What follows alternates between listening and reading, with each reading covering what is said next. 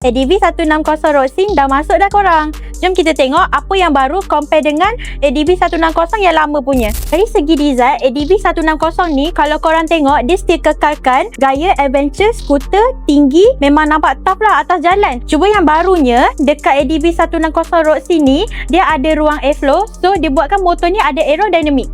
Lagi satu yang baru dekat motor ni dari meter dia. Sekarang dia gunakan TFT full color tau. Nampak lagi cantik lah. Lagi satu dia ada Honda Roxin. So korang boleh connectkan phone korang untuk navigation, untuk music, untuk nak call ke. Kalau ADV yang dulu, dia punya button ni dekat depan tau. Sekarang dia dekat handle kiri. So lagi senang lah korang nak control.